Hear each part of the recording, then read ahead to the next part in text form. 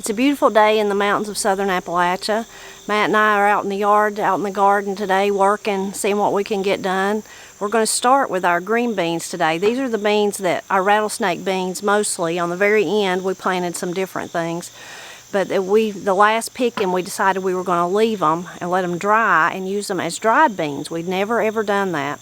Well, some of them are dried, some of them are dried on there, but what's happened to the other ones is it took all summer long, but the bean bugs finally found them.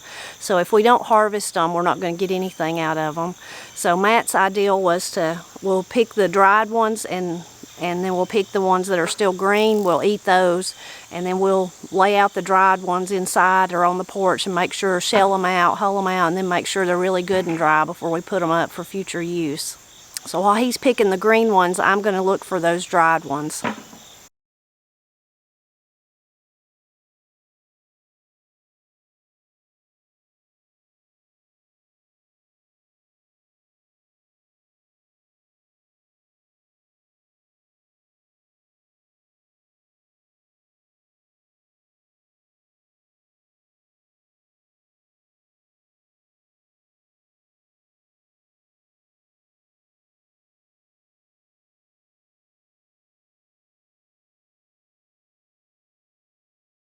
So we ended up with way more beans than we thought. This is a 5-gallon bucket, and that's, I don't know, about half full, I guess, of the green ones.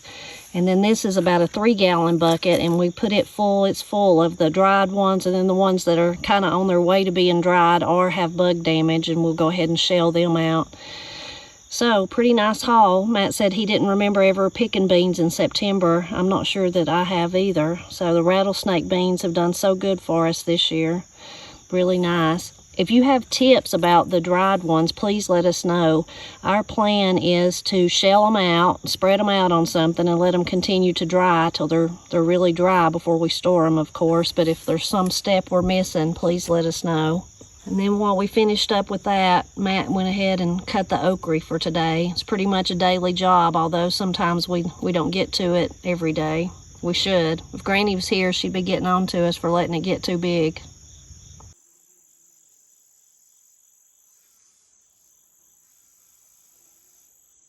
So much of our garden has died back, but this part right here still looks really lovely. Of course, we've tore out the cucumbers. They're long since gone, and the melons, but the peppers are still going strong. The nasturtiums are just so pretty. They've done as good this year as they did last year. One of my all-time favorite flowers. I just love their flowy, how they flow out. Their leaves are as pretty as their blooms. It's just a beautiful, beautiful plant. And then this comfrey that I've got right here in a grow pot, in one of my fabric pots. I need to get it out, but you can see how lovely it is. I got that from Satterfield's. I have comfrey in the front yard, but they had some that day that Corey and I were there early in spring, and I just couldn't resist getting more. So I definitely need to divide it and spread it out. Our butter beans are still producing for us. This one, though, is really interested. This was the old-timey speckled butter bean that a wonderful subscriber shared with us. But you can see how flat it stays, so it seems like it takes it longer to actually fill out where you can feel the bean. So it's fascinating to see the differences in the types of beans, butter beans, lima beans, whichever one you want to call them. So now that I've showed you how flat this is, I'll show you one of the others. So here's one. This seed come from Debbie. This was Bill Mathis, the Bill Mathis butter bean. And you can see how large it gets and how full the actual pod is. So a big difference. We've not been growing neither one long enough to actually understand how they grow or learn much about them. I found over the years of gardening, that's how you learn. It's just to keep planting them and keep learning about how something does for you.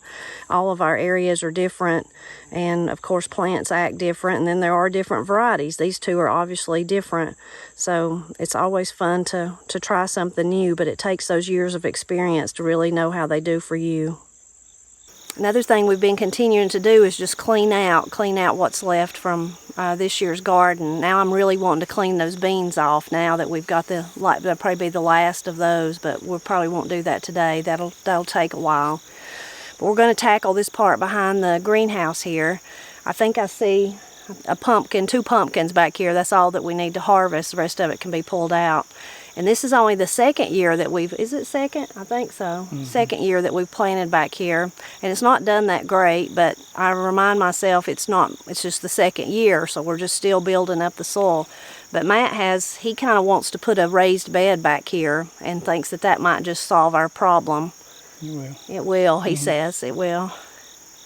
So that way we'd be off up out of the ground and off the hard red clay, and then if you use a raised bed, of course, you can immediately get that depth of good soil instead of just building it up slowly, which is what we've done mostly in other areas of our garden. So I don't know, you think that's something we'll try to do before next year? Yep.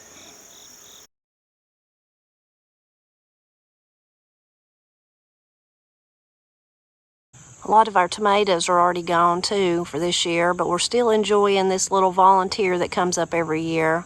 It's really sweet and tasty. Nice little snack when you're walking through the garden. Am I too close to you? Yeah, on top of me. Sorry. It's all right, whatever. Thought you liked me to sit close to you. I'll take anything I can get. You normally won't even talk to me. Oh, boy. Good grief. Where'd you got it on you? That'll never come out. It'll be alright. I just have to take my shirt off and put a bib on that. That's what I need to do. Matt could be a test dummy for clothes and boots and all that stuff. It's not that he purposely tries to tear them up. He just lives in them really well. Yeah. Yeah. Well, we didn't do too much today. Just the beans and the cleaning out back there. One thing is, it's towards the end of the summer, of course, there's less to do. That pressure's off of you. Feels kind of nice, don't it? Not to have as much to do. There's still other things, though, that we could do, like we could tear the beans down or a few other places that we need to clean out, but there's always work to do. We're taking it easy today because I've not felt good this week, and I think it's actually last week's that made me not feel good. I think I had an allergy response to something, and when I was growing up, I knew people that said they had allergies and stuff. You know, I was really terrible that I didn't believe them. I thought, no, you don't, that's just not real, because I didn't have them. I thought, that's just not real. You don't have allergies, that's just something made up. And who made me a believer was Katie, when we had Katie. She quickly made us a believer in allergies. Well, Matt was probably a believer. I was just really not nice and didn't believe people, but yeah. Yeah. But she made us a believer for sure. She had allergies. Suffered with them terribly. Even when she was too little to actually understand what was going on, it was obvious that how many times she had an allergic reaction to stuff. Yeah. She'd swell up and she'd get red welts all over, and she kept bronchitis all the time. Yeah, the year that they went to kindergarten, Katie had bronchitis 5 times before Christmas, from when school started till Christmas, and Corey didn't. They might get a little cold or something. Corey'd bounce right back, and then Katie, it would go straight to her lungs. That's what happened. But part of it was the new environment, being at school, being somewhere where she hadn't been exposed to not only bugs and viruses and stuff, but just the actual air. So we learned really early on, we'd go to somewhere, maybe to deer camp or to Papa Tony's or Miss Cindy's or wherever. It was very likely that after one night or one day of being somewhere, Katie would be sick. It was just that difference in the dust and the whatever was in the air, all those kind of things. So she immediately made a believer out of me. I should have believed people before that, but I didn't, just being foolish. But thankfully, I never suffered with them, and Corey didn't, and Matt's never suffered with them either. But about, I don't know, 4 or 5 years ago, time passes so fast now, I got to where things bothered me. I remember one time we were at playing music in Murphy at the Riverwalk, and the little art Riverwalk thing they have. And I got there, I was fine, and I got there, and there was a dog, and of course it's right on the water, and it's outside and all that, and I started coughing, and I couldn't quit coughing. And I got worried. I couldn't, I never had felt like that before. I couldn't quit coughing. And Miss Cindy was with us that day, and she walked with me. I finally just had to leave where we were at, and we walked to one of the little booths and got something for me to drink, and that helped some. And then I think she had some chewing gum, and that helped. But it just really bothered me. It scared me. And then the only thing I could think of was some kind of allergic reaction to something. And so then after that, I started having trouble. Not as bad as Katie, but just every once in a while. And for a while, I even took medication, like daily allergy stuff, to help with it. But I hadn't took any in a long, long time. I hadn't had to. But I think pulling out all those mulberry weeds, all that, and the blackberries, I think that's what it was, because as soon as we started doing that, I started coughing. And just like I had a tickle in my throat, and then I kept coughing, and I kept coughing, and then it just gradually got turned into, like, you know, sore throat and sinuses and all that. And at first I thought, well, I've caught something. I've been taking Granny to all these doctor's offices, and then we'd had revival at church, and I thought I probably stood by somebody that was sick and didn't know it, and they'd give it to me. But then as the week went on, and Matt's not sick, and, you know, the girls are around me, they didn't get sick, and so I'm thinking it was definitely some kind of allergic reaction to the mulberry weed, or to whatever in general was in the blackberry bed. You don't think that? I didn't say nothing. You looked at me like that's not what happened. I didn't say nothing.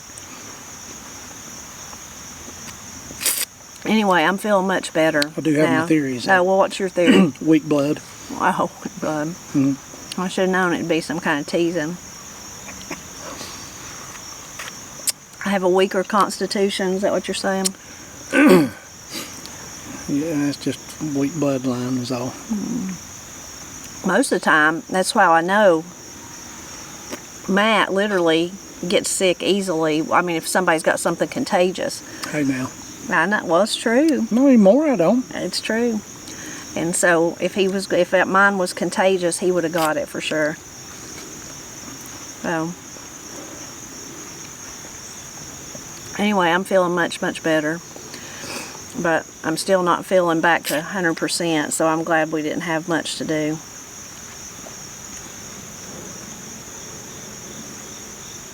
Ain't you? Yeah, I've got other things on my mind anyway. Yeah, Matt's I need to get done with this stuff. Mm-hmm. Matt's got hunting on his mind. Yep. There's the sunshine.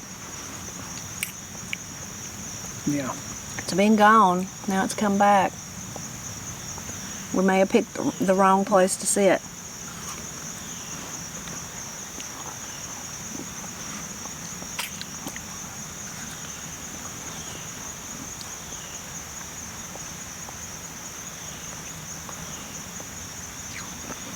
So Matt's hadn't.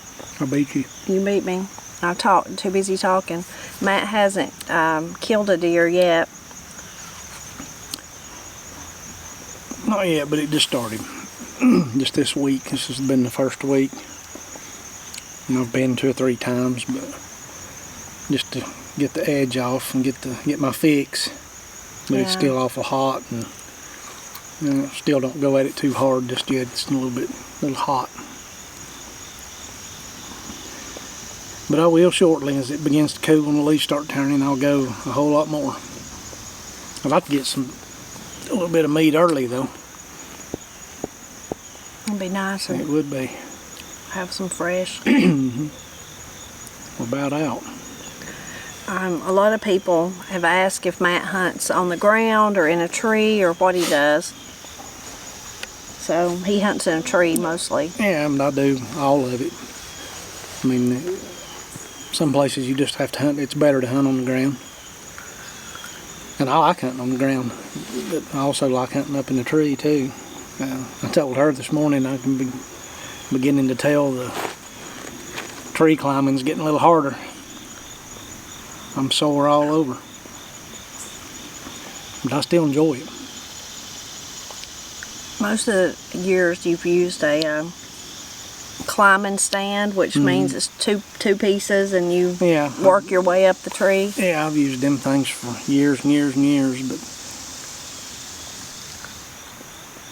they make a lot of racket and they're aggravating to carry. And I mean, I've actually used those the majority of the whole time I've hunted when I've climbed, but I've lately started using like an old lock-on, not an old one, but that lock-on style tree stand where you climb up and actually put it in the tree and leave it.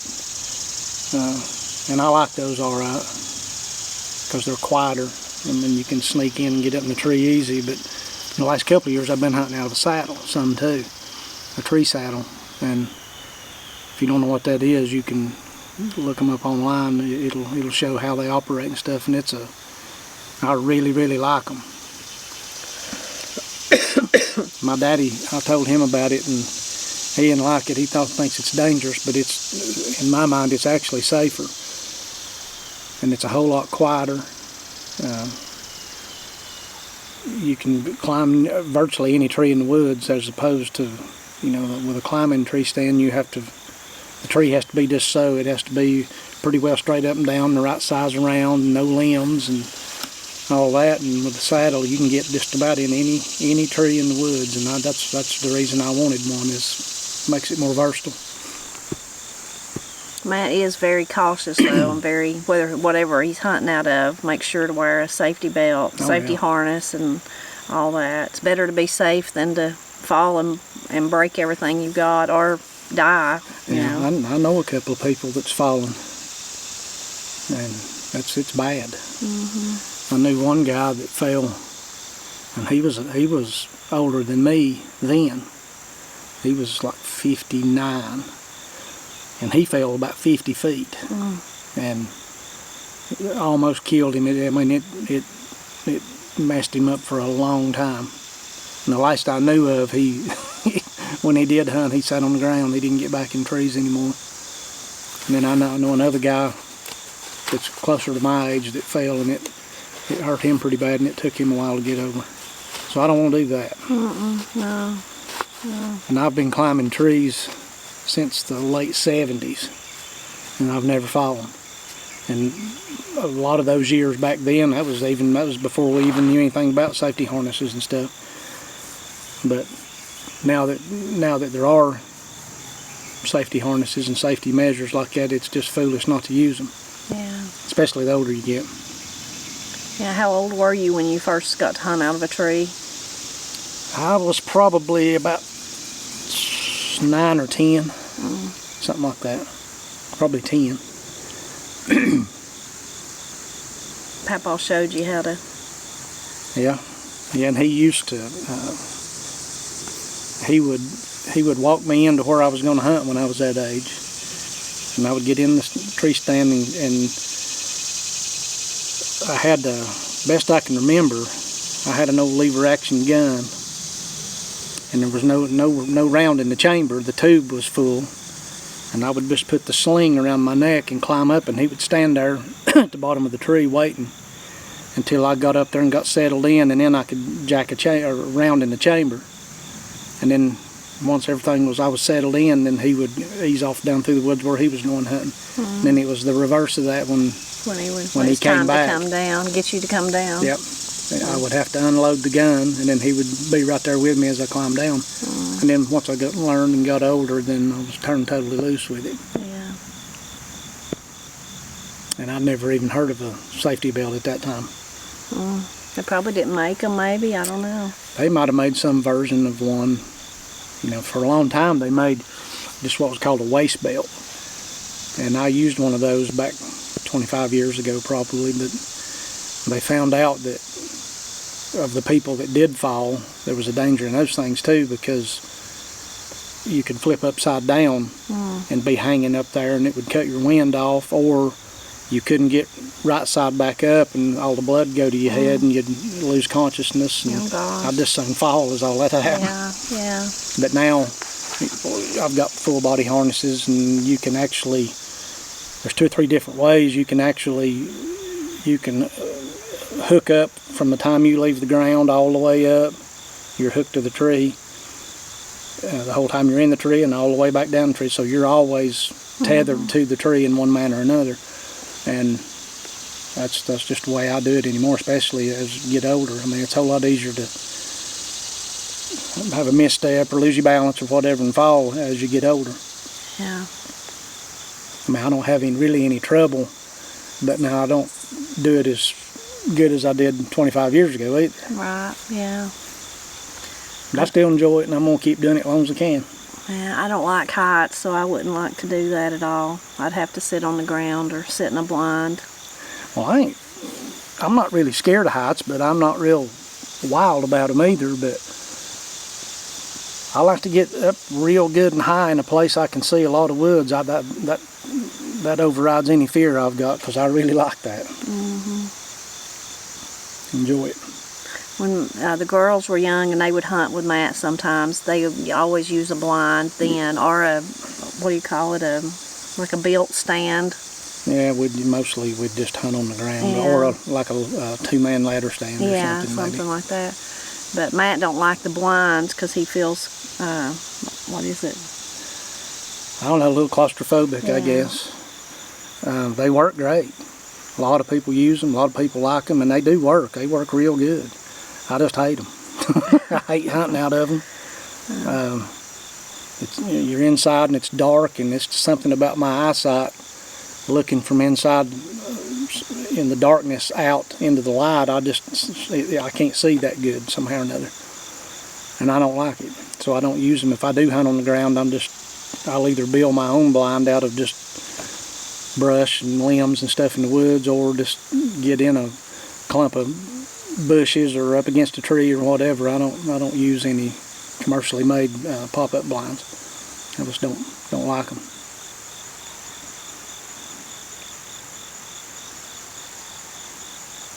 They are, like you said, lots of people like them. Papa uses them, don't he? Yeah, he does, and he likes them, and like I say, they work great. Yeah, and they're just not for me. especially good for taking kids with you.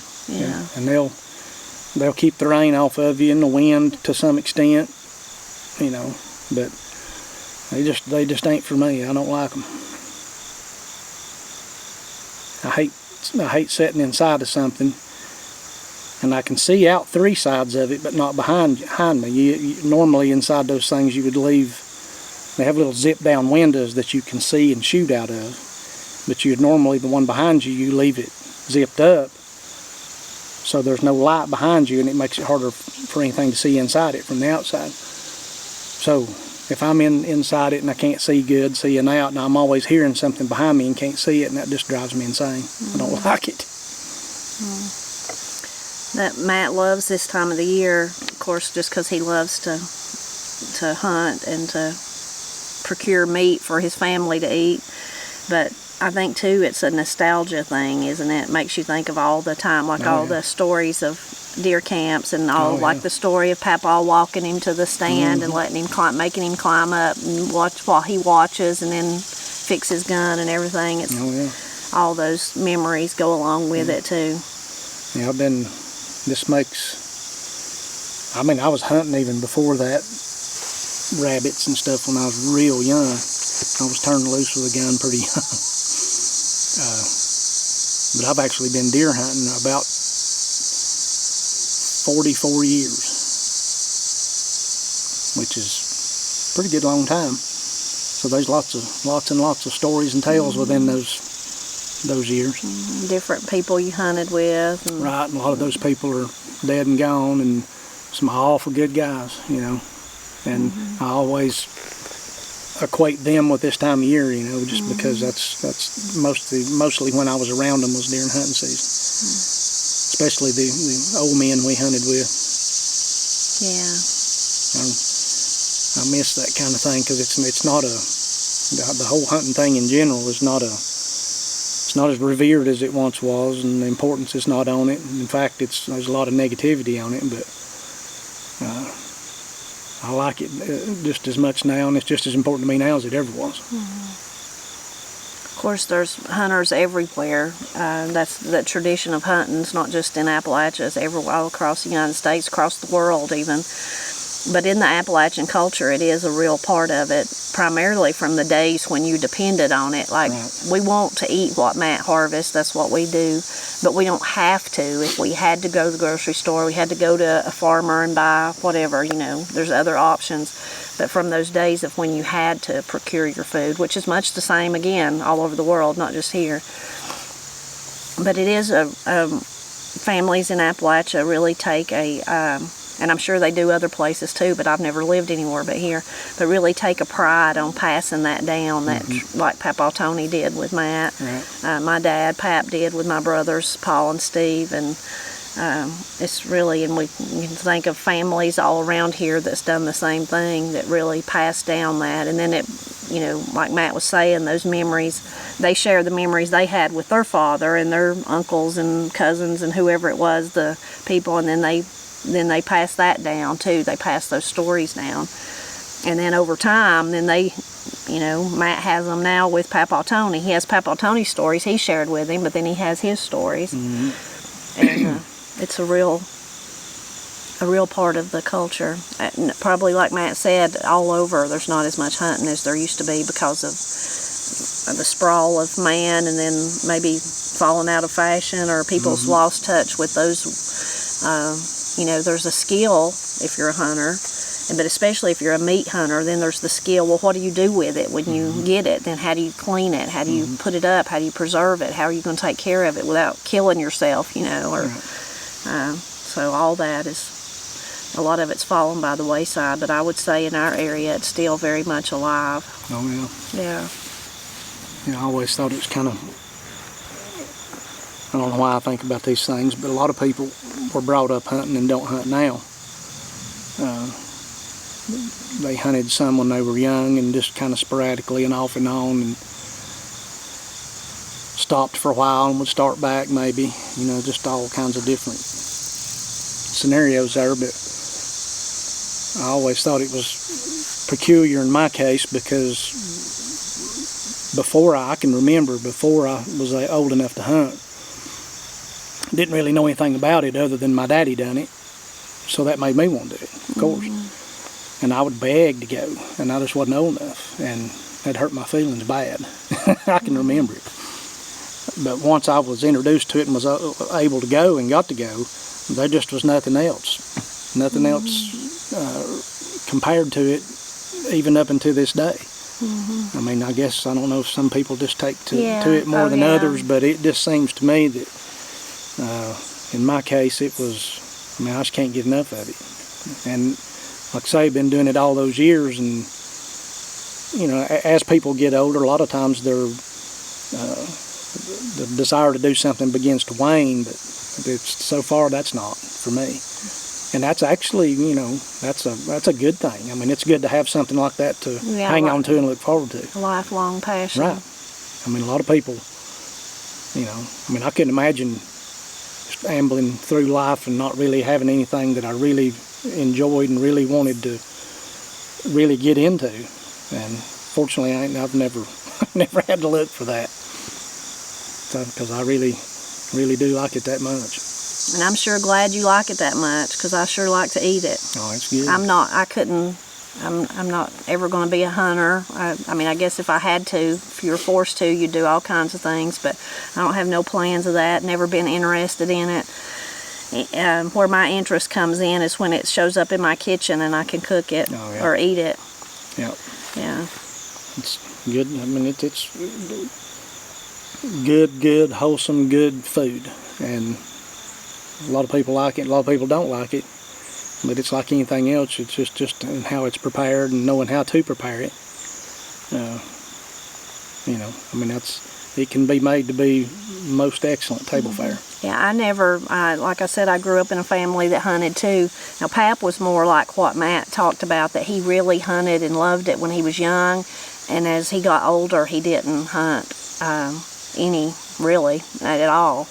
But my brother Steve did, my Uncle Henry did, lots of different people in my family. So there was opportunities. In those days, there was not near as many deer in this area, so it was more rare for somebody to actually harvest a deer than it is today. But there was deer meat that come through our house at different times. And I never liked it. I just thought it was tough and gamey, and Pap or Granny, whoever, mostly probably Pap, would cook it, and I never liked it at all. But when I met Matt, then I found out how good it could really be. And it was just that they didn't necessarily know how to fix it, and they didn't know necessarily how to clean it either, whoever had cleaned it.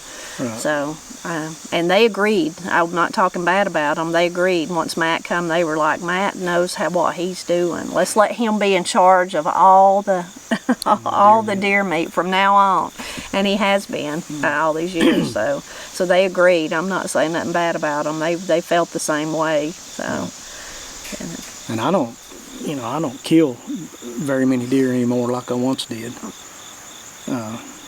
Partly because where and the times of where I hunt, there's not as many deer as there used to be. But at the same time, when I don't kill every deer I see either. I mean, it's more about the actual hunt itself than it is actually killing something. That part of me has changed some in those years. You know, I used to think you just got to kill all of them, you know, but I don't do that anymore. I mean, I've just get what I know we'll eat, and then I still keep hunting, but I may not necessarily shoot anything. I just want to be there. You just enjoy being in the woods and watching what happens, and right. Just the process of it. You know, I mean, it's just because I've done it so long and so much that I can't imagine not doing it. It's not that I may go up and sit and see a whole pile of deer and not shoot nothing. Mm-hmm. But I just want to be there. Yeah. And I don't know if that's I don't know what it is. If it's an ancestral thing or what. Or maybe age. You just look at it different than as you get older. I guess. I mean, I want to get enough that we can eat on through the year, but right. I enjoy the whole process more now other than just solely focusing on being sure I kill something, in other words.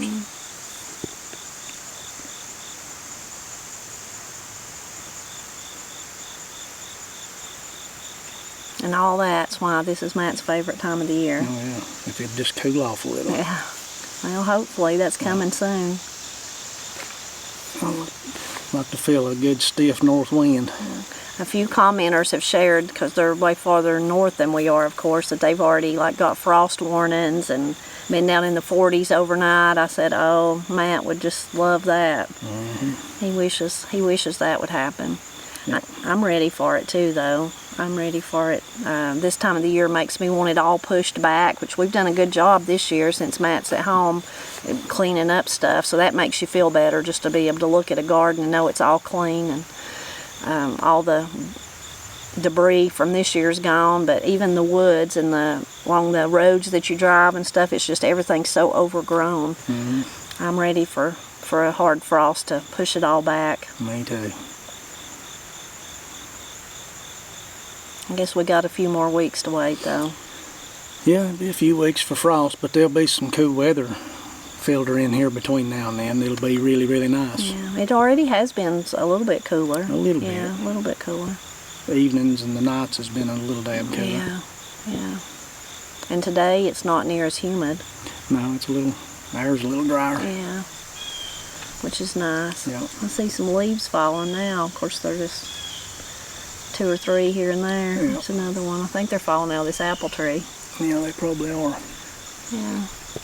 Well, I guess Matt's about come unfed. He's probably ready to go in and get something to eat. I see a tomato over there. He might have a tomato sandwich. Yep. The Cherokee Reds, as Granny calls them, they're about gone. But I see that one. Looks like a pretty good one. Mm-hmm. Looks sandwich size. It does. We're always grateful when you stop by to help us celebrate Appalachia, whether we're winding up the garden like we are during these last few videos that we've done, or talking about one of the traditions like the tradition of hunting.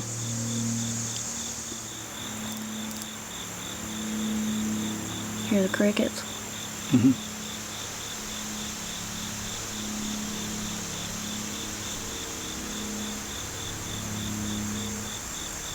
What you call an outlaw cricket? What? A cricket. A cricket. That's funny. I slept better last night. Did you? I think that's why I feel better. I could breathe better. Somehow. My throat wasn't as sore.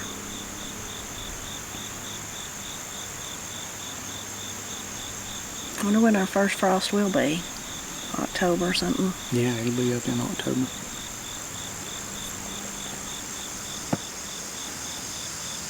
He was we used to make fun of the old man that said he'd sing it frost every month of the year. Remember that? I remember who that was, yeah. I said maybe if you lived in... Not here, you Yeah, not here. You might maybe have if you somewhere lived else. somewhere else, up north somewhere. Yeah. Yeah, I don't remember.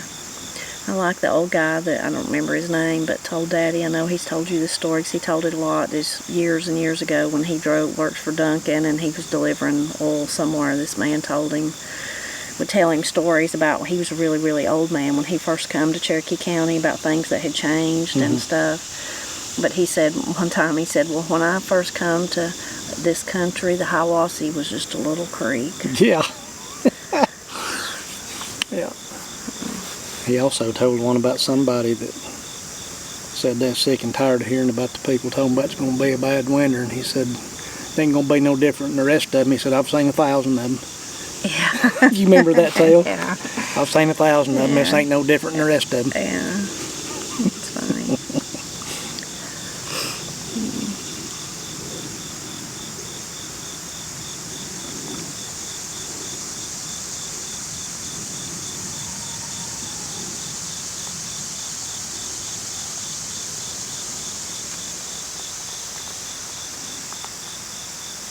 Corey said she's seen some elderberries down the road.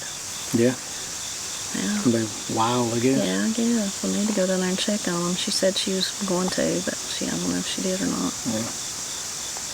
What is that creature flying out through there? See it? I mean, it's some kind of insect. I just have never seen one like that. I don't know what it was. I didn't see it.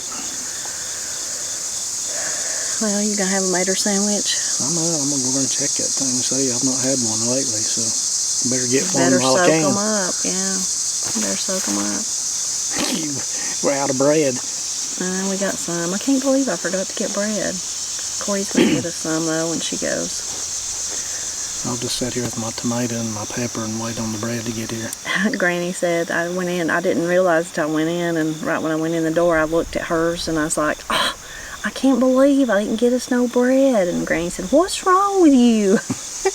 I said, "Well, it wasn't on your list, and your list is usually what reminds me to get it for both of us." She said, "Oh, well, I'm sorry." I said, "It's all right. We can make a loaf. Yeah, we can make a loaf." I said, "We'll get Corey to get some. She's got to go this evening." It's funny. She said, "What's wrong with you?" I said, "I don't know." She said, "Oh, I'm sorry. It's my fault." I said, "No." Oh, goodness.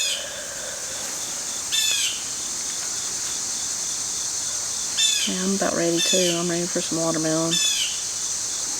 Make my scratchy throat feel better. Let's go eat it. All right, come on.